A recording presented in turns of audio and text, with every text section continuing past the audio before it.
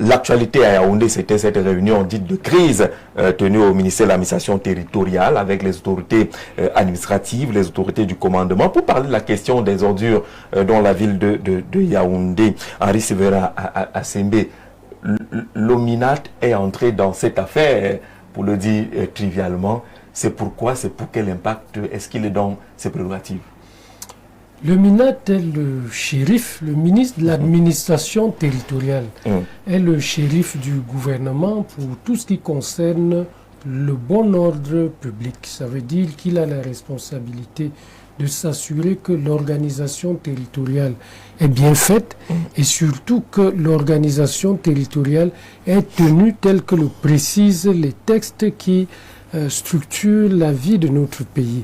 Étant entendu qu'il se trouve dans la régularité de ses compétences, il est tout à fait fondé à convoquer ce type de réunion, non pas pour aborder les aspects techniques qui ne relèvent pas de son secteur d'activité, mais davantage pour aborder l'impact du désordre urbain sur l'organisation et la vie dans les territoires.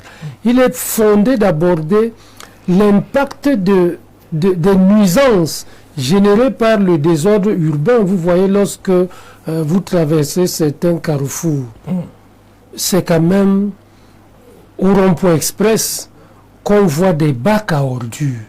Ça fait un peu désordre du point de vue des visuels, de la visualisation de la ville. Et lorsque vous avez toutes les senteurs qui peuvent s'accompagner de cette situation, vous imaginez bien qu'aucune politique sectorielle ne peut être en marche ou alors ne peut se sentir non concernée par cette activité. Au plan économique, ça aurait pu être le ministre en charge de l'économie, ça aurait pu être le ministre en charge des finances, parce que vous savez que si un endroit est nauséabond, forcément, il va impacter sur l'activité économique. Ça veut dire que si on a une baisse d'activité économique à cet endroit, les objectifs de prélèvement fiscaux ne vont pas suivre. Le ministre de l'Emploi, bien entendu, verra que si un endroit devient non grata parce qu'il est nauséabond ou parce que ses visuels ne correspondent pas aux visuels d'une ville, l'emploi va chuter parce qu'à cet endroit, tout le monde va déserter la chose. Donc, l'ensemble des politiques sectorielles sont concernées de manière holistique par la question, et il était de bon ton que quelqu'un d'autre, en dehors du ministre en charge de la ville, parce qu'on a souvent le sentiment que les ordures ménagères ne concernent que le ministre en charge du développement urbain, que non. Les ordures ménagères concernent l'ensemble du corps social. À partir du point de vue à partir duquel on observe la société, soit on est concerné parce qu'on doit y avoir une impulsion, soit on est concerné parce que cela impacte positivement ou négativement sur la réalisation des objectifs fixés par notre gouvernement. Le ministre de l'administration territoriale, compte tenu de sa force, compte tenu de son enthousiasme, compte tenu de sa vitalité, est naturellement bienvenu dans cette grande bataille contre les ordures au sein de notre ville et surtout contre le désordre urbain. François, on avait besoin d'un shérif, finalement, dans ce qu'on a baptisé casse-tête des ordures. Oui, Jean-Jacques, vous allez me permettre de dire tout mon respect, ma déférence à l'endroit de M. Assembe, Henri, qui est un expert chevronné des questions de décentralisation et davantage avec ses états de service. Voyez-vous, il est à la tête d'une grande structure qui, pour les questions de renforcement des capacités de formation des acteurs du développement local, avec son institut de hautes études sur la gouvernance. Donc c'est un aîné qu'on suit particulièrement et qui a souvent des positions assez pertinentes et très intéressantes pour tous ceux qui veulent acter et agir sur le développement territorial. Alors, sur la posture du ministre de l'administration territoriale, les réunions tenues aujourd'hui et les recommandations qui en ressortent, nous voyons tout de suite qui avait été représenté là, le gouverneur, le préfet, les sous-préfets, les maires et en cela, et les entreprises chargées de la collecte des déchets. En cela, le ministre, s'il fallait regarder sous le prisme de l'aménagement et puis du désordre que nous pouvons tenir dans une société, oui, il est dans son rôle. Mais s'il faille aller faire une analyse ou bien une lecture plus rapprochée sur les questions de compétences transférées et dévolues aux communes, on aura un petit problème. Voyez-vous, à cette réunion, déjà, on a noté, on a mentionné l'absence de certains maires à cette réunion. 3 maires ont brillé par l'absentéisme, les maires de la ville. Et si vous voyez d'autres recommandations, il octroie des 700 pelles, 700 brouettes, 700 râteaux. Et cela va se faire vendredi prochain. C'est l'attribution de ce matériel-là. Le ministre ici, comme citoyen, vraiment, avec ce que nous savons et tout ce que nous vivons à Yaoundé, nous pensons que le ministre peut poser des actes purement et simplement républicains. Mais maintenant, est-ce que si nous revenons aux questions liées à la décentralisation pure, parce que nous sommes quand même à l'aide de la décentralisation approfondie. Donc, si nous revenons aux réalités liées à la décentralisation, les maires sont chargés d'élaborer les plans de gestion de déchets, les plans de gestion environnementaux, les plans et les suivre. Nous avons vu le déploiement tout récemment du maire de Yaoundé 7 qui avait les batailles qui ont eu lieu du côté d'une structure. C'était dans le cadre de l'hygiène et l'assainissement. Bon, et en cela, on a un sérieux souci parce que si il y a un sentiment de chevauchement et si les rôles des uns et des autres ne sont pas clarifiés, alors on a l'impression que l'article 18 qu'on convoque toujours dans le cas du Code général, est tout de suite mise en branle pour retirer et reprendre tout de suite une compétence qui est totalement dévolue au territoire. Donc, comme citoyen, pour me résumer, comme citoyen, comme administrateur, comme celui qui est chargé de réguler le bien-être et l'ordre de la société, oui, mais sous le prisme de la décentralisation approfondie, des compétences dévolues, du management territorial, il est de bon ton il était plus indiqué qu'on voyait le ministre de la décentralisation en pole position, le Minju, et puis maintenant, lui, sur un panel peut-être pour communiquer là-dessus. Voilà un peu la posture que moi je peux avoir tout de suite à chaud. Alors, c'est pas la première fois qu'on parle d'une réunion de crise sur la question des ordures à Yaoundé. Qu'est-ce qui est si dur sur cette question? Ce qui est dur aujourd'hui, Jean-Jacques, c'est davantage la gestion des compétences au niveau territorial. Voyez-vous, quand on a transféré des compétences au niveau des territoires, si on n'a pas transféré des ressources conséquentes, il y a problème. J'admire ce que le ministre a indiqué dans sa prise de parole aujourd'hui. Il indiquait qu'il a attribué tout récemment des camions et que c'était une dotation du chef de l'État. Donc, le problème avec les communes, par exemple, au niveau de Yaoundé, c'est un problème de coordination d'abord de l'action au niveau de Yaoundé entre le maire de la ville et les maires des différents territoires qui doit réellement enlever les ordures. Par exemple, le ministre lui m'a parlé aujourd'hui d'un rayon de 200 km, de 2 km à la ronde à partir de la cathédrale. Qui doit réellement enlever les ordures, par exemple, au niveau du carrefour, Iptec? Qui doit enlever les ordures au niveau des bretelles? Et si tout ça n'est pas clarifié, on sera encore en train de se marcher, il y aura toujours conflit de compétences. Ça, c'est la première. La deuxième étant que dans la loi portant fiscalité locale, la taxe qui concerne la pollution, les droits d'assises, est-elle suffisamment conséquente? Donc, pour aller question, est-elle suffisamment solide et intéressante pour pouvoir aider les maires à soutenir ou bien à travailler de façon efficace pour l'enlèvement des ordures? Ce qui se passe à Yaoundé est naturellement ce qui se produit dans toutes les autres communes du Cameroun.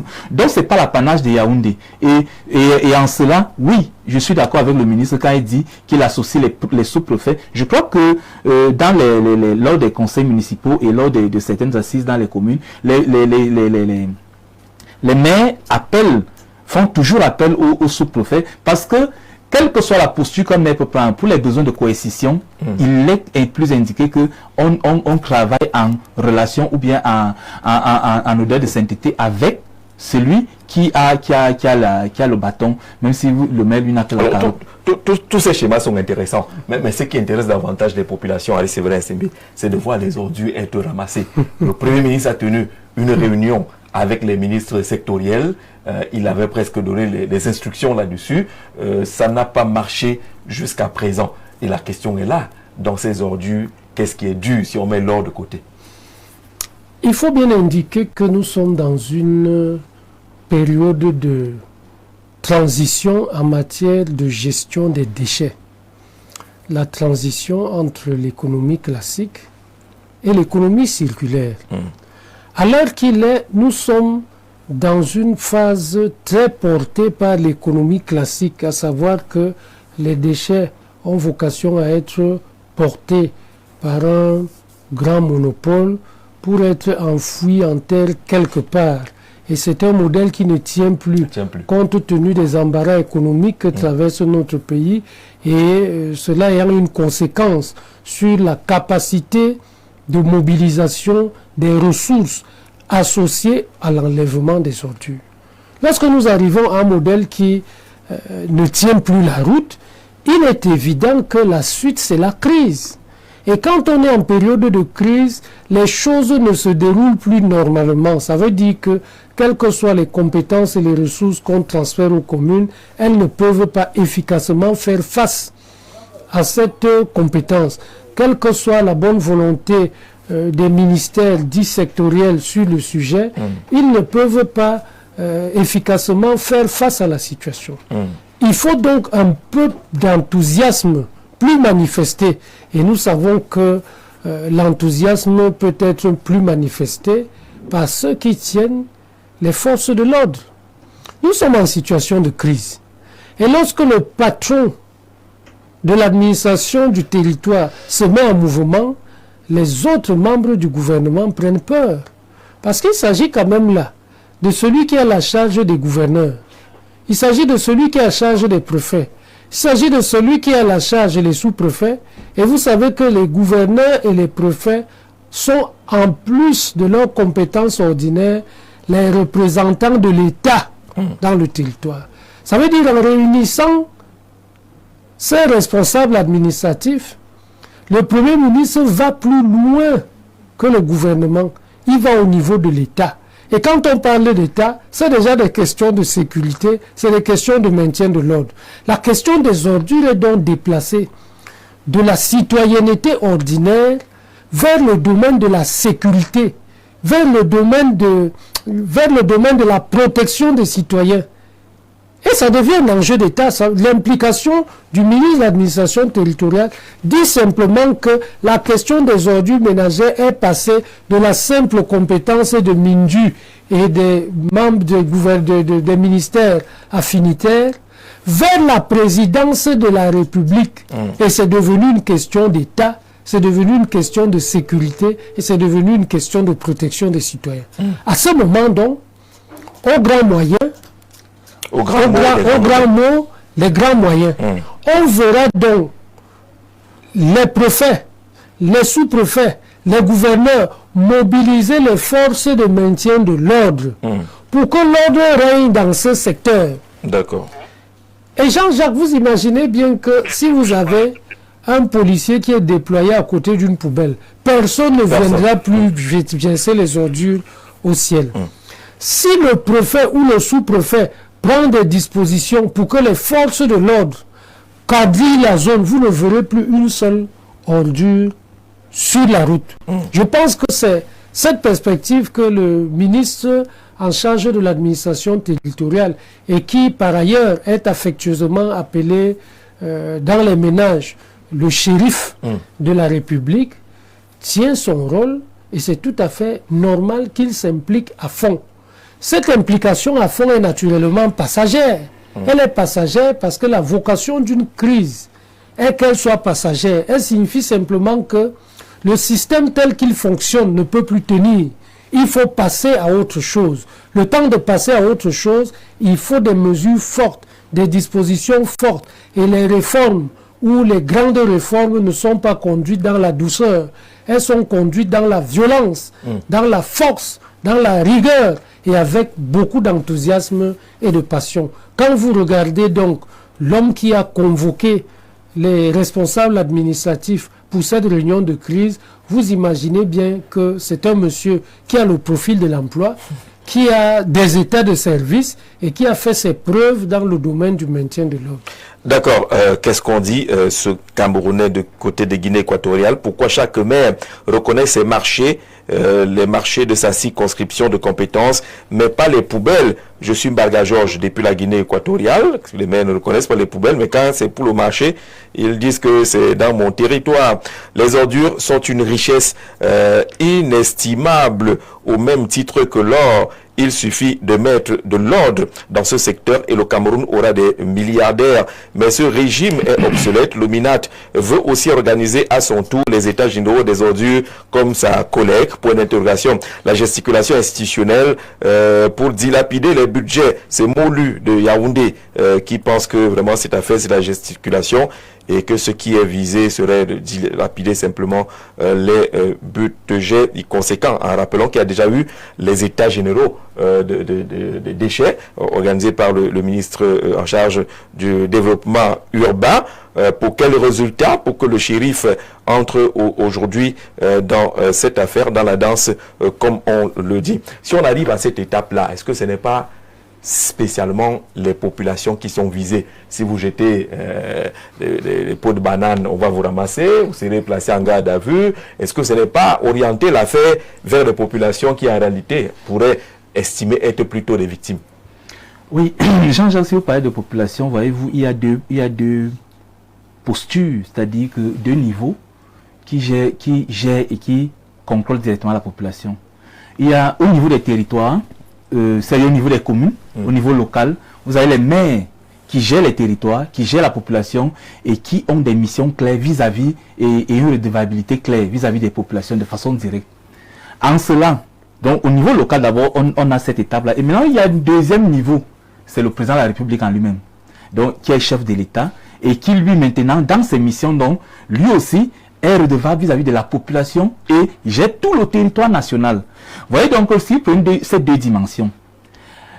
Il y a donc dans l'analyse de M. Henry tout à l'heure, quand Henry prend deux aspects, il vous dit que il déplace le débat de la gestion des ordures ménagères comme compétence dévolue au territoire pour que ça devienne une problématique centrale au niveau de la gouvernance institutionnelle et républicaine. En quoi cela est dû? Je suis d'accord avec cette analyse dans la mesure où peut-être ça pose des questions de santé publique. Et si vous prenez donc les questions de santé publique qui engagent directement la population, c'est soit vous êtes dans la posture du chef de l'État qui doit, je vais faire une caricature. On nous a tous dit que quand il y avait on avait besoin de remaniement, là, il y avait, et les remèdes qui sentaient beaucoup, et l'encens. Donc, vous comprenez donc tout de suite que, en cela, donc, c'est les questions de santé publique. Et si c'est dans les questions de santé publique, le président de la République, oui, revient donc, et puis donc peut frapper la main sur la table pour gérer la crise de façon objective. Mais sauf que, moi, avec la sensibilité qui est la mienne, j'ai un souci parce que je me dis comment le maire d'Engelmendoura va se comporter.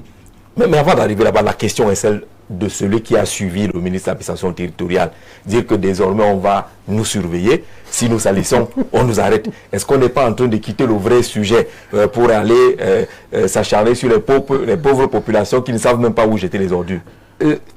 Jean-Jacques, l'explosion démographique du Cameroun, toutes les données que nous avons aujourd'hui ne sont pas actualisées. Si vous allez en ligne, là, vous tapez même la population de votre arrondissement d'origine, vous verrez qu'il y a un souci de ce côté. Et parce que les données sont soit de 2001, 2005 et actualisées à chaque fois pour faire. Donc, on ne peut pas, si je prends par exemple le cas de la crise anglophone, qui a fait qu'il y ait explosion démographique dans la région, par exemple, de l'Est. Vous prenez donc, vous allez prendre une commune comme Garoboulaye, qui avant la crise anglophone, donc avant 2016, avait sa population ordinaire. Et avant peut-être la guerre en Centrafrique, avait sa population que le maire pouvait contrôler et gérer efficacement. Aujourd'hui, avec maintenant l'explosion démographique, comment vous faites pour gérer efficacement les ordures ménagères? Si vous n'avez pas de ressources conséquentes, le problème se pose. Parce que la population est là, il y a les constructions anarchiques, il y a les installations anarchiques, tout est fait de façon anarchique et barbare. Mais maintenant, est-ce que donc, sur un territoire comme celui-là, parce que quand il prend une commune, est-ce qu'il y aura suffisamment de... Pour qu'on se comprenne. Oui, est-ce qu'il y aura donc... mettre les ordures là dehors, parce qu'il n'est pas vu un bac à ordures, on vient m'arrêter. Est-ce qu'il y aura donc... ma faute? C'est ça la question. Est-ce qu'il y aura donc suffisamment de policiers pour contrôler les lieux de dépôt des ordures. Mais sauf que je crois que ce que le ministre, là où le ministre de l'administration territoriale que nous amène, c'est dans les questions de répression. C'est-à-dire que si vous avez posé déjà à la répression, nous sommes déjà à la répression. Avant d'arriver à la répression, vous avez déjà en amont le problème. C'est là-dessus que nous nous accordons. Nous pensons donc que c'est les niveaux donc de répression ou de coercition, c'est-à-dire quelle que soit la posture, si vous êtes citoyen dans une commune ou bien si vous êtes citoyen d'un territoire, sachez que parce qu'il a indiqué dans son communiqué final qu'il faut placer les bacs avec des indications très lisibles. Il a même donné l'intitulé interdit de jeter les ordures à cet endroit. Donc, vous voyez, nous sommes véritablement avec le shérif. Sous peine de garde à vue. Donc, nous sommes véritablement dans les actions du shérif. Et là, c'est des actions dans un pays normal où les bacs sont visibles, ils sont disponibles, ils sont suffisants. Là, ça se comprend. Mais là, est-ce que les bacs sont visibles? Est-ce qu'ils sont suffisants? Je crois que, comme vous avez indiqué tout à l'heure, que nous restons un peu sur Yaoundé, le ministre indique qu'il y a déjà eu des bennes qui ont été... Alors, on va essayer de prendre quelqu'un au téléphone pour voir un peu la vie des populations. Allô, bonsoir. Est-ce qu'il est là, l'interlocuteur? Est-ce qu'on l'écoute? Alors, il est parti. Je précise que vous pouvez participer au 691 94 29, le numéro qui est au bas de l'écran. Bonsoir, Jean-Jacques. Je n'oublie pas ton illustre panel. C'est toujours difficile, la séparation. Sincère condoléances à la famille du défunt ministre originaire de l'Est, Gabriel Dodondoké. Si nos communes étaient autonomes en termes de décentralisation, nous n'en serions pas à vivre des remous nauséabonds à forte amplitude comme dans la cité Ongola et Ondo, où super maires et autres maires d'arrondissement se marchent sur les pieds à rendre la cité salubre. Lorsque tout est donc mêlé sur le plan du travail, parce que plongé dans des batailles fratricides financières, la raison en termes de propriété fout le camp. Le MINAT va-t-il nous sortir de ce pandémonium avec son moulinex? Interroge Massok Thomas qui participe à ce programme aujourd'hui. La question est là, Henri Sévérin. La population aujourd'hui doit se tenir quoi? Savoir que en cas de débordement, vous pouvez être à tout moment être arrêté et placé en garde à vue, comme le shérif l'a dit. Est-ce que ce n'est pas être victime deux fois pour la population? Nous sommes là dans une logique de système et d'acteurs. Et vous savez que dans un système, les acteurs se battent pour tirer le maximum d'avantages de la situation. Oui. Et dans le cas actuel, nous avons d'un côté les acteurs publics, portés ici par l'ensemble des politiques sectorielles, le secteur privé qui aurait pu tirer avantage de l'opportunité que représente la gestion des ordures ménagères, et la société civile qui, elle, donne l'impression d'être totalement absente du jeu. D'accord, on va essayer. Est-ce que vous êtes en ligne finalement? Allô, bonsoir. D'être totalement absente du jeu. Vous voyez donc que chacun des acteurs essayant de tirer le plus d'avantages de la situation se positionne tel que le gouvernement est en train de le faire en ce moment. C'est-à-dire que dans le jeu d'acteurs, chacun va essayer de faire porter le chapeau à l'autre. Le gouvernement essaye donc de montrer que malgré des difficultés apparente que tout le monde observe sur sa difficulté à résorber la question, le problème se trouve du côté de ceux qui jettent les ordures à côté, c'est-à-dire des citoyens. Or, en réalité, la question peut être abordée autrement. Pour que les citoyens jettent les ordures à côté des bacs, c'est certainement parce que les bacs n'existent pas en nombre suffisant. C'est certainement parce que les ordonnateurs de l'action publique ne jouent pas le jeu à bon niveau et n'apportent pas de solutions satisfaisantes au niveau qui permet aux citoyens d'avoir un comportement équilibré. Un comportement équilibré, c'est quoi? C'est un comportement qui respecte le contrat social, qui dit, vous citoyens, les ordures ménagères, c'est dans un sac en plastique pour la précollecte, c'est dans un bac pour la collecte intermédiaire, et cela se retrouve, dans le cas actuel, dans les grandes fosses ou les grandes décharges. Ça, c'est la posture du citoyen. Mais en face de cela, vous avez le secteur public dont la propension à respecter le contrat social ne semble pas très établie, ou alors est établie de manière équivoque, qui dit, ce n'est pas moi le problème. Oui. Le problème, c'est le citoyen qui, lui, il attend des résultats. Oui. Et à côté de allô? ça... Oui, on va couper un peu le spécialiste. Oui, allô? Bonsoir. Oui, bonsoir, monsieur. Comment on vous appelle? Appelez-moi monsieur Guiboko. Monsieur Guiboko, bienvenue au Grand Soir. Votre point de vue sur l'intervention du MINAT relativement au casse-tête des ordures. Nous avons trop de crises dans notre pays. Que le MINAT laisse les chargés de ces ministères faire leur travail. Nous payons les impôts pour que les ordures soient enlevées. Nous payons assez pour que nous vivons dans la propriété totale. Oui. Pourquoi ne pas utiliser cette décentralisation pour que les mairies aient ce qui est comme leur dû pour la décentralisation? Les 15% sont où? Nous payons les impôts, mais maintenant nous sommes arrêtés pour être jetés en prison.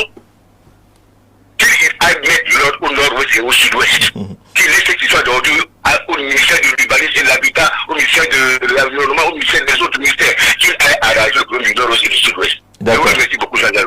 Merci beaucoup d'être passé par ici. Il est clair là-dessus que le MINAT aille s'occuper d'autre chose. Il faut que la décentralisation soit vraiment implémentée pour que chacun fasse son travail et que le MINAT ne se retrouve pas dans cette affaire-là. C'est son point de vue. J'étais de disant que nous sommes un peu dans une situation déséquilibrée dans le contrat social, où le secteur public qui a de la difficulté à proposer des solutions fortes, des solutions qui amènent le citoyen à trouver de la sérénité, des solutions qui sont susceptibles de l'amener à être plus impliqué dans la marche du pays, qui se dit, c'est ce citoyen faible qui doit porter le chapeau. Oui.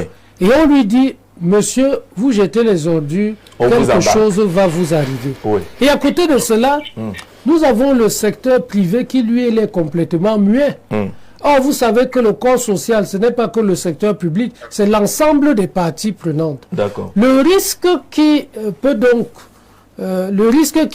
survenir, qui peut découler de ce type de situation, est que les autres catégories du corps social se braquent et qu'elles ne comprennent pas les raisons pour lesquelles le gouvernement, qui ne produit pas suffisamment de solutions pour adresser cette question, se porte plutôt comme celui qui indique que le problème est ailleurs. Et ailleurs. Voilà. Le problème n'est pas seulement du côté des citoyens, le problème est aussi du côté de ceux qui sont susceptibles de... Au téléphone, bonsoir. Allô, bonsoir. Vous êtes déjà en ligne. Bonsoir. Alors, issu par la télé, ça va être difficile d'avoir le retour lorsque vous êtes sur la télé. Suivez directement par le téléphone pour que ce soit plus facile. Allô, bonsoir. Bonsoir, monsieur. Oui, comment vous appelez? Oui, je suis André Pierre et j'appelle depuis Garoua. Depuis Garoua. On vous écoute sur la question des ordures. Oui, la question des ordures, ma contribution là-dessus, je pense que le ministre de l'administration territoriale est sur son rôle. Moi, je suis à Yaoundé, j'ai effectué un voyage pour Garoua, auquel je suis maintenant. Et j'ai été très impressionné de savoir que partout à Garoua, je n'ai pas vu la poubelle quelque part dans la rue. Garoua est propre. J'ai été dans la ville de Garoua, je ne vois la poubelle nulle part. Oui. Mais je suis surpris que dans cette grande ville, comme la capitale politique, la capitale économique, et qu'on trouve des gens qui se disent de bonne moralité pour critiquer que Garoua, le nord, c'est des moutons, et que par ailleurs, on trouve la poubelle partout dans ces deux villes-là, et qu'à Garoua, Ngandere, partout, qu'on ne trouve pas la poubelle. C'est la question auquel je me pose. Donc, dire que le ministre de l'administration territoriale n'est pas sur son rôle, il est sur son rôle. Il faut éduquer les Camerounais dans ces deux provinces, c'est-à-dire que le littoral et le centre. Vraiment. Donc ce n'est pas une question de moyens. Là-dessus, le ministre de l'administration territoriale est dans ses droits. D'accord. Parce que je suis impressionné, je pose même la question à mon épouse, comment se fait-il qu'il n'y a pas de poubelle partout chez Agaroua?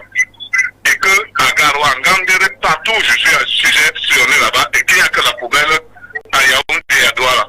Donc c'est la question auquel je suis en train de poser à M. Jean Jadzi.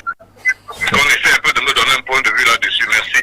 Merci, les experts sont là. Ils sont tous spécialistes des questions de territoire de décentralisation. Pourquoi Agaroua est propre, Ngaoundé est propre, Yaoundé et Douala, ça ne marche pas? C'est la question du téléspectateur. Oui, je voudrais lui dire, en ce qui concerne la ville de Garoua, Garoua a élaboré son plan d'action pour l'accès au climat et à l'énergie. Et en cela, c'est un document de référence qui permet au maire de la ville de gérer de façon opportune ces déchets, l'éclairage public, la salubrité que les gens voient dans la ville de Garoua n'a rien à voir directement avec l'État central. C'est une vision qui a été implémentée, qui a été impulsée par l'ancien maire, paix à son âme, et puis maintenant qui continue d'être porté par le maire actuel. Et là, c'est beaucoup plus, et les financements viennent beaucoup plus sur la convention des maires en Afrique subsaharienne, et dans les bailleurs de fonds. Donc, et c'est le modèle mais aussi. Qui ramasse les ordures là-bas? C'est la commune. Ah, c'est la commune qui gère, qui gère, et c'est une incidence donc qui leur aura permis d'avoir non seulement l'éclairage public, l'aménagement des voies des voies d'accès, et puis aussi toute la propriété qu'on peut constater dans la ville. C'est un modèle qui ne peut pas être appliqué à Douala ou à Yaoundé. Les maires de tout le Cameroun sont même invités à adhérer à ce type de partenariat et de convention pour leur permettre de prendre le taureau par les cornes. Parce que le problème ici, c'est un problème de ressources. On ne peut pas occulter cela. C'est-à-dire que si vous n'avez pas une autonomie financière, une autonomie de gestion des ressources financières, vous avez un sérieux souci. Et les maires aujourd'hui, où on leur indique que les mairies doivent fonctionner comme des entreprises, doivent plus se retourner vers la coopération internationale. Donc, et si ils vont prospecter là-bas, ils vont nouer des partenariats, ainsi de suite. Je crois que M. Assimba a encadré beaucoup de maires là-dessus. En 2020, avec l'Espagne et bien d'autres. Donc, et c'est là-dessus que la commune de Garoua a noué de très bons partenariats, a eu des financements. À Yaoundé, on me demande souvent, mais où est Isakam? Que fait Isakam? Au téléphone, bonsoir. Oui, bonsoir, monsieur. Oui, vous leverez un peu la voix pour qu'on vous reçoive mieux. Comment on vous appelle? Oui, je m'appelle M. Mohamed. Monsieur Mohamed. Oui, M. Mohamed. On vous écoute sur la question des ordures. Oui, c'est pour ça que je suis en train de vous répondre en disant que vraiment, je suis vraiment désolé pour l'État camerounais. Les problèmes clés qu'il faut résoudre ne parviennent pas à résoudre. Rendez-vous compte que, par exemple, la montée des Koulou, il n'y a qu'un seul bac à ordures. Montée de Koulou, un seul bac à ordures. La montée de Koulou, à Yaoundé. Oui. Il n'y a qu'un seul bac à ordures. À la montée, juste à la montée avant le calcul. Et vous, quand vous voyez l'environnement là, est-ce que vous pouvez peser la densité de population qui se trouve dans cet environnement-là? Combien de femmes énergères doivent poser les ordures dans cette petite bac à ordures? Et puis vous allez nous dire qu'une femme qui va enlever les ordures ménagères dans la maison viendra en route pour essayer d'arriver, la poubelle est pleine, il va aller manger.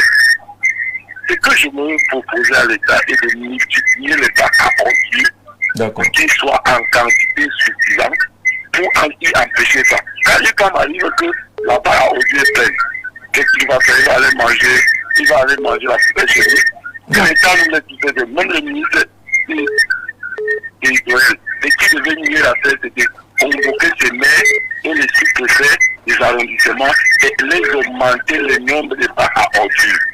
C'est ça le problème, c'est pas donc des questions. D'accord. La question de dire que vous pensez que toi, votre femme, qui va verser, ou bien l'enfant qui va aller verser quelque chose dans le bac à ordures, il arrive de faire. Mais si va le verser au sol, et vous mettez au bureau, là, on vous appelle qu'on a retenu votre enfant parce qu'il a versé la poubelle à terre. Quelle serait votre réaction? Et quand vous voulez juger, ne soyez pas parce que nous sommes assis dans les bureaux climatisés, à un machin, jugez d'abord les populations lambda. C'est donc ça qu'il est question. D'accord, merci beaucoup pour cette contribution et une proposition pratique. Il faut augmenter les bacs à ordures pour régler cette question-là et non s'abattre sur les pauvres populations qui ne savent pas finalement où jeter les ordures au cas où cette nouvelle forme d'awara allait ramasser pour avoir versé les ordures hors du bac et des bacs qui n'existent pas. Il nous définit un axe bien connu à Yaoundé où il n'y aurait qu'un seul bac à ordures là-bas. La question est donc, quand on écoute ces Camerounais, suffisamment profonde, Henri Sibera. Mais la question est très profonde. J'ai dit dès l'entame de mon propos que le Cameroun est dans une situation d'embarras économique fort. Lorsqu'on est embarrassé économiquement, bien entendu, les ressources sont rares et les usages nombreux. Et quand ces usages deviennent nombreux, vous combinez au fait que les pôles d'attraction les plus importants au Cameroun aujourd'hui sont Yaoundé et Douala. Donc, Yaoundé et Douala sont les lieux de convergence de la misère démographique de notre pays. Et qui dit lieu de convergence de la misère démographique dit tout comportement qui va avec la misère démographique. L'absence d'éducation civique, la difficulté à respecter les normes, la difficulté à accéder au pouvoir d'achat décent, difficulté d'accéder au pouvoir d'achat décent, qui conduit à tout ce que vous pouvez imaginer comme comportement désordonné, habitat désordonné, conduite désordonnée, et tout ce que vous pouvez imaginer. Prenez un cas pratique, nous sommes ici à Yaoundé 3e, et plus loin, nous avons l'arrondissement de Yaoundé 6e. Après Carrefour Banane, pour ceux qui connaissent Yaoundé, et pour ceux qui ne connaissent pas Yaoundé, c'est après le camp Sigmundon. Quelle est la nature de l'urbanisation de ce côté? Nous sommes bien à Yaoundé. Quelle est la nature de l'urbanisation de ce côté? Laissons ce côté. Prenons Yaoundé 5e. Nkolmesen après Nkolmesen, entre Nkolmesen et Mimboman. Il s'agit de quoi? De la ville de Yaoundé ou bien d'un espace embarrassant importé et posé au sein de la ville de Yaoundé, qui est supposé, quand on dit ville, il s'agit de l'urbanisation où les choses sont rangées d'une certaine manière. Vous voyez que ces ensembles d'embarras amènent le citoyen qui peut se trouver dans la difficulté de croire en la pertinence de l'action publique. Parce que lorsque vous ne recevez pas les solutions dont vous vous sentez naturellement bénéficiaire, des solutions auxquelles vous prétendez, vous vous mettez dans la situation de penser que ceux qui sont chargés de vous apporter ces solutions ne font pas leur travail, ou alors font leur travail de manière embarrassante. Et comme vous n'êtes pas satisfait, vous savez, dans un contrat, lorsque l'une des parties n'est pas satisfaite, qu'est-ce qui en découle? C'est le problème. C'est le problème. On se dit, bon, l'autre ne respecte pas le contrat, on va imaginer plusieurs façons de contester le comportement de celui qui ne respecte pas le contrat. On peut se résigner en disant qu'il passe et qu'il continue sa route. On peut travailler dans le pourrissement en disant, bon, qu'il fasse comme il veut, nous aussi on va faire comme on veut, mais on ne va pas rentrer dans ni la remise en question du contrat social, ni la mise en mouvement d'actions qui peuvent vous embarrasser. Parce que comme vous n'êtes pas dépositaire de l'action publique, et comme les dépositaires de l'action publique bénéficient des prérogatives exorbitantes de puissance publique, et quand on dit prérogatives exorbitantes de puissance publique, ça peut ressembler dans l'entendement de ceux qui ne sont pas allés très loin à l'école, comme le droit de vie ou de mort que la puissance publique peut avoir sur les citoyens. Vous êtes donc dans ce type d'environnement qui naturellement va conduire à une sorte de dépression, une sorte de résignation des citoyens et dont la participation sera très faible. Le problème que nous avons aujourd'hui dans le suivi des politiques publiques, c'est comme la participation est très faible, la participation citoyenne est très faible, les politiques publiques connaissent la difficulté d'atteindre les résultats escomptés. Et dans cette quadrature de cercle, vous avez l'argent qui est rare ou qui est absent. Automatiquement, on va vers des situations plus qu'embarrassantes. Au Cameroun, les maires ont des pouvoirs étendus en matière de salubrité urbaine, agissant comme chef de la police administrative pour faire respecter les normes d'hygiène, gérer les déchets et contrôler les établissements insalubres grâce à des arrêtés municipaux et des commissions de contrôle, bien que leur mise en œuvre soit parfois entravée par la tutelle administrative et des moyens limités malgré la décentralisation. Merci pour cette contribution, Calice Talom, depuis Yaoundé. On lit un ou deux messages puis on ouvre à nouveau la ligne pour ceux qui essayent d'intervenir en direct.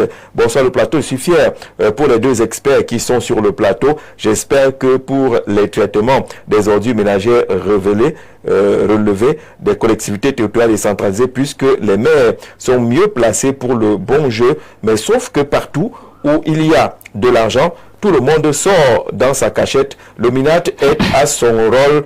Où est donc le ministre de la décentralisation, le ministre de la santé publique, le ministre du développement urbain, pour mieux réfléchir ensemble et mettre les services de contrôle, puisque même les maires ne jouent pas un bon jeu. Le président de la République a doté une bonne somme aux collectivités territoriales décentralisées afin de recruter une main d'œuvre pour le ramassage des ordures. Monsieur Jean-Jacques, vraiment, je suis dépassé. Ils sont mis chacun dans des noms dont les personnes n'existent pas, pour empocher le salaire de 50 000 francs pour leur compte personnel. Les manœuvres dilatoires, donc le MINAT fait Monsieur Abégajan qui écrit expert en décentralisation. Même quand il y a des ressources, les ressources sont gérées autrement et orientées ailleurs. Qu'est-ce qu'on dit? Monsieur Kungu Edima Ferdinand était encore en vie. Tous les responsables de la situation actuelle des ordures dans nos villes auraient été fouettés dans les brigades de gendarmerie. Bonsoir à tout le plateau Minkoua depuis Lolodolf qui se souvient encore de cette époque-là où on fouettait les gens, il y avait les descentes des autorités administratives. Le MINAT semble prendre de belles solutions, de belles résolutions. Il y a toujours un problème qui se pose. Le problème ici, nos maires qui ne font pas suffisamment leur travail à fond. Et par ailleurs, ma question est de savoir si c'est le policier qui jetait donc les ordures. Que faire de ce dernier? Les Camerounais. Est-ce qu'il va s'auto-arrêter si c'est le policier qui jetait les ordures lui-même? Bonsoir au grand soir. Résoudre la question des ordures est simple. Appliquer rigoureusement les lois sur la décentralisation en donnant tous les moyens aux collectivités territoriales, faire comprendre aux collectivités territoriales que les ordures sont une matière première inestimable. Les ordures sont une fortune. Simon de Kouaban qui semble crier fort pour qu'on l'entende bien. Belle émission. Le vrai problème ici, c'est le financement et aussi l'incivisme. Antoine depuis Emana qui envoie sa contribution. On prend une ou deux personnes au téléphone et en direct et puis on revient aux experts. Allô, bonsoir. Oui, bonsoir, Jean-Gervais. Oui, monsieur. Comment vous appelez? Je suis Dieudonné Magouette, je vous appelle de Yaoundé Premier. De Yaoundé Premier, Dieudonné Magouette, allons-y. Oui. Jean-Jacques, le monsieur qui vous a appelé de Garouala. Oui. Il se trompe beaucoup. Ils sont environ à 400, 500 000 habitants à Garoua. Oui.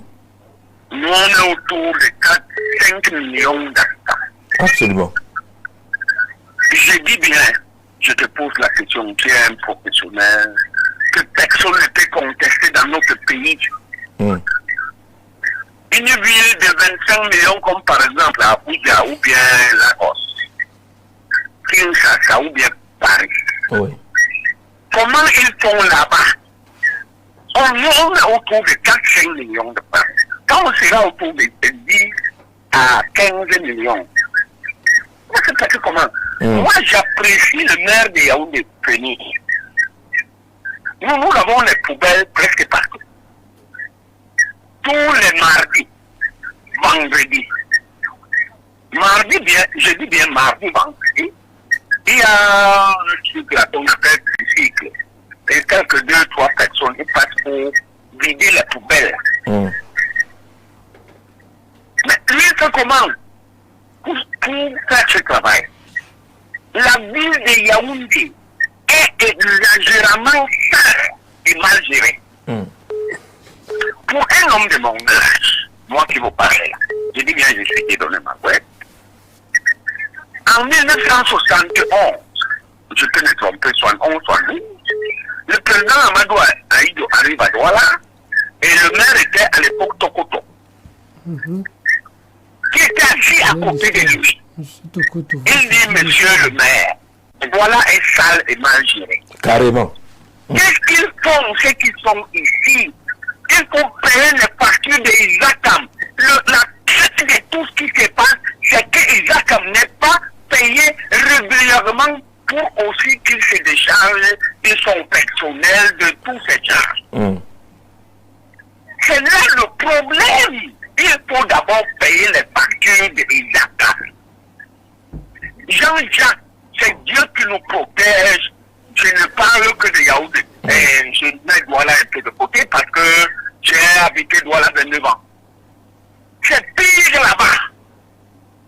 Les gens se contentent, comme ils ne sont pas concernés. C'est les en bas qui sont concernés avec la saleté qui est en un très haut niveau. Nous les en bas, prions Dieu. Ces gens ne sont pas concernés. D'accord. Tonton Dieudonné, on a compris l'essentiel de votre contribution et ces questions qui sont fondamentales sur la question des ordures. Vous voyez que les deux sujets qu'on a inscrits à l'ordre du jour sont liés. Le second va interroger justement l'attitude des Camerounais face au maire. Lui, il apprécie Yaoundé premier et les initiatives les mardis et les vendredis où les tricycles passent pour ramasser. Mais ce sont des petites solutions, qui ne peuvent pas permettre de régler nos problèmes. Est-ce que ce n'est pas parce qu'on a conservé dans nos têtes, dans nos mentalités, les déchets comme des ordures? On prend, on va jeter. Point. Oui, Jean-Jacques, je crois que votre question a une part de réponse dans le propos de M. Assembe tout à l'heure, qui indiquait que le modèle économique dans lequel nous sommes, ou bien la posture que nous avons toujours adoptée quant à la gestion des déchets a toujours été de rester dans un système classique. Or, il fallait aller vers l'économie circulaire. Et qui dit économie circulaire dit essentiellement la valorisation des ressources sur les questions de coopération internationale et décentralisée. Donc, on ne peut pas, si je reviens un peu, donc là c'est un rapport à faire avec la gestion de l'environnement, l'assainissement et puis maintenant les objectifs de développement durable. Donc, et ici, je voudrais convoquer un document pour faire d'abord un clin d'œil à un très grand expert, le professeur Nikam. Le professeur Nikam qui a suffisamment épilogué, élaboré des documents en ce qui concerne la gestion des déchets au Cameroun. Je crois que c'est l'un des experts chevronnés et émérites au niveau du Cameroun. Jean-Jacques, figurez-vous que entre l'année 2009 et l'année 2015, le Cameroun avait un plan national de gestion des déchets qui a été éprouvé, implémenté, éprouvé et qui ressortait bien les rôles de tous les secteurs et de tous les ministères. Bon, maintenant, quand on vient aux états généraux du 6 au 8 mai 2024, il y a un problème. On aurait dû toiletter, on aurait dû réécrire, on aurait dû réaménager ou bien retoucher le document de référence qui avait déjà été éprouvé pour voir donc comment on pouvait l'élargir en intégrant dans les aspects de poussée démographique ou bien de taux d'accroissement de taux d'accroissement de la démographie dans nos communes. Voilà là où s'est posé le problème. Au lieu de prendre donc toutes ces ressources qu'on a mobilisées l'an dernier pour aller uniquement nous asseoir, mener des grandes conférences et des grands propos, c'était plus indiqué de mettre plutôt un comité d'experts qui ressortait, toilettait et réaménageait le document de référence qui avait déjà été élaboré par des experts en 2009. L'ayant dit, et là, le document devait aller en droite ligne simplement avec la SND Crâne. Parce qu'il est question pour nous aujourd'hui de ne jamais sortir du cadre. La vision est définie. La vision est portée par les documents de référence que sont le DSE pour l'émergence à 2035 et la SND Crâne à l'horizon 2030. Donc, retoucher ce document aurait dû résoudre des problèmes. Maintenant, au niveau territorial, les maires ont la possibilité d'élaborer leurs documents, les plans et autres. J'ai accompagné à ce propos beaucoup de maires là-dessus. Mais sauf qu'un problème se pose, c'est au niveau de l'implémentation. Où prendre les ressources? Où prendre les ressources, c'est ça la question. Voilà le problème. Oui, le plan est là. On peut avoir les plans, tous les documents qu'on veut. Voilà. Et, si on n'a pas et je veux faire un clin d'œil au maire de Batouri qui a son plan et qui en ce moment-ci organise tout un concours de quartier propre, ville propre avec son projet Isacom. Donc, qui prend. C'est-à-dire qu'aujourd'hui, quand à Batouri, vous pouvez arriver et vous trouvez que la ville est un peu propre. Et pareil pour le maire de Bertois. Quand vous allez à Bertois, Jean-Jacques, le maire Zimbele nous regarde. Vous voyez bien qu'il a reçu tout récemment une centaine, des centaines de bacs à ordures. Donc, les maires essayent de trouver des solutions, mais sauf qu'ils le font en fonction exactement des moyens mis à leur disposition. L'ayant dit, l'aîné parlait tout à l'heure de quelque chose, c'est est-ce qu'on est encore à l'époque de l'enfouissement des déchets?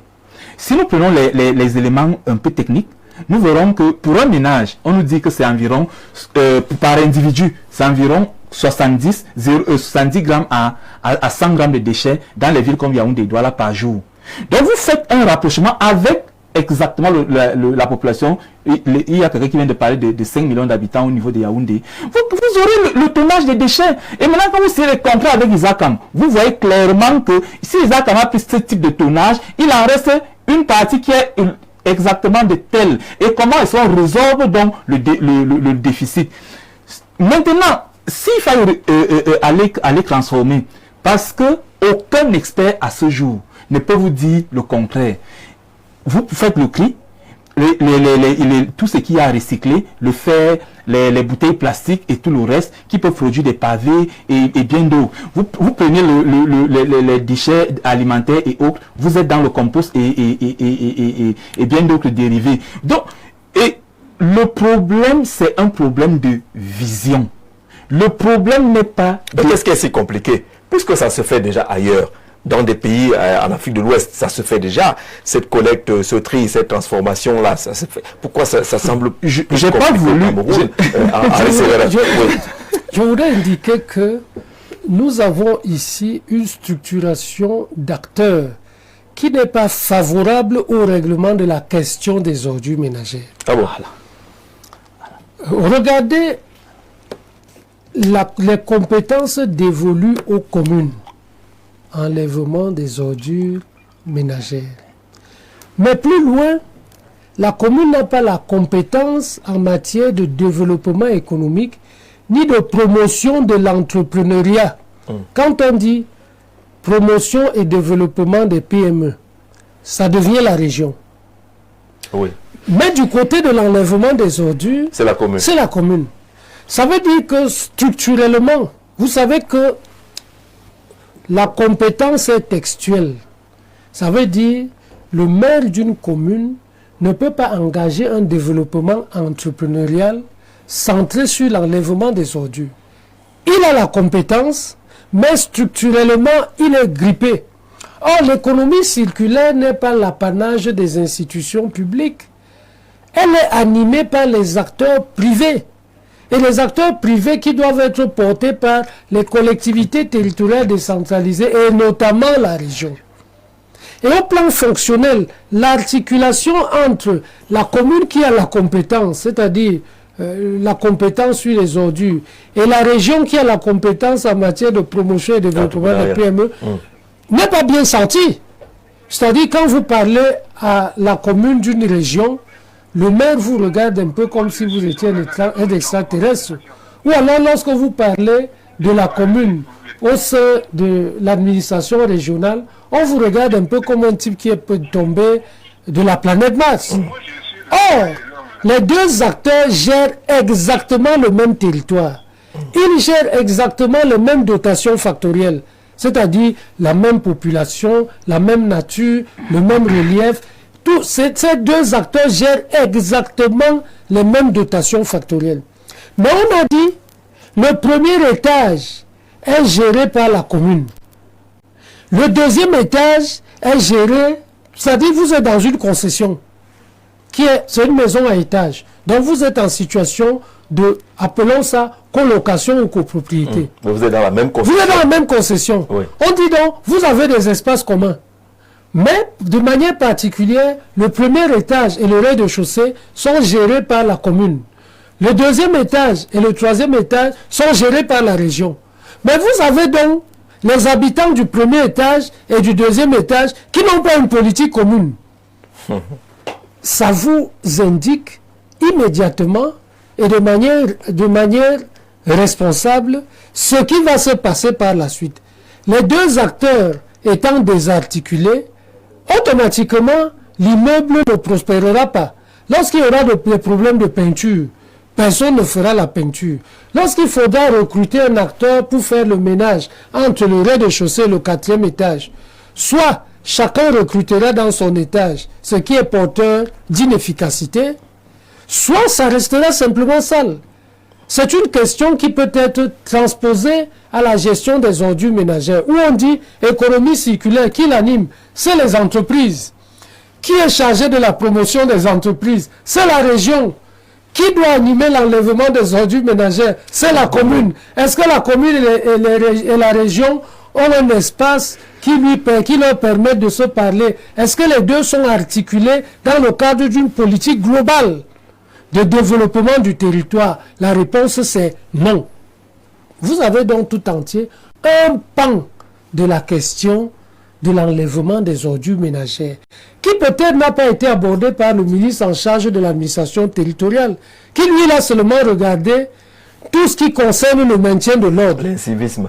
Que peut-être le ministre en charge du développement urbain et de l'habitat n'a peut-être pas abordé, se concentrant davantage à la passation des marchés, à qui gère quoi, et que les régions et les communes n'abordent pas pour des raisons que le citoyen que nous sommes a de la difficulté à comprendre. On ne sait pas pour quelle raison le maire de la commune de Yaoundé X et le président du conseil régional n'ont pas de plateforme mensuelle ou hebdomadaire pour discuter des questions qui leur sont communes. Toutes ces questions leur sont communes. Ouais. La question de l'éducation, la question de l'hygiène et la salubrité, la question du développement des entreprises. Mais chacun d'eux a une compétence. Jean-Jacques Zé, nous sommes sur ce plateau. Vous êtes l'animateur du débat. Et nous sommes les débatteurs. Si vous n'êtes pas là, il n'y aura pas de débat.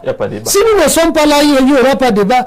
Comment les acteurs qui sont en charge d'une même question peuvent travailler sans se parler? C'est évident que c'est porteur de germes d'inefficacité et c'est la situation dans laquelle nous nous trouvons et nous avons tendance à rechercher des solutions dans un monde qui est très grand, alors que les premières solutions commencent par une interaction entre les acteurs de la proximité. D'accord. Allô, bonsoir.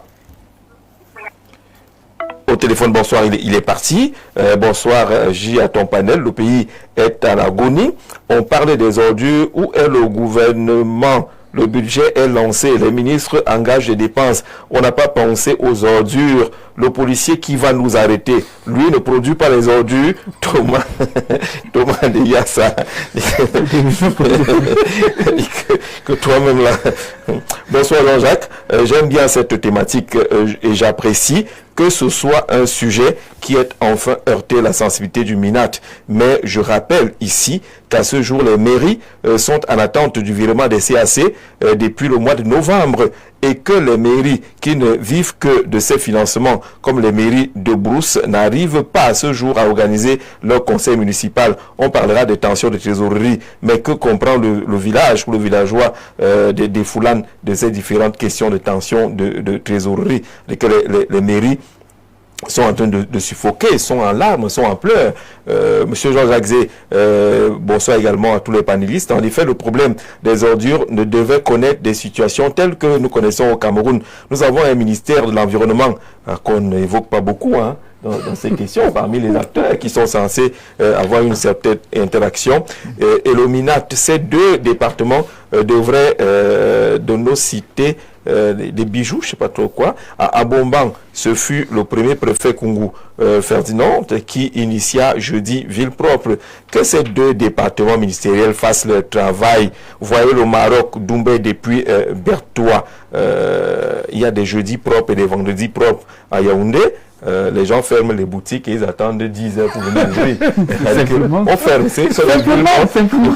Quand à 10 on vient ouvrir vraiment. Certains maires me font pitié, surtout ceux de la région du Sud, en particulier ceux de l'Anvila. Impossible de travailler à cause des élites, des femmes qui sont venues en mariage dans la villa. Tu as ton problème. Hein.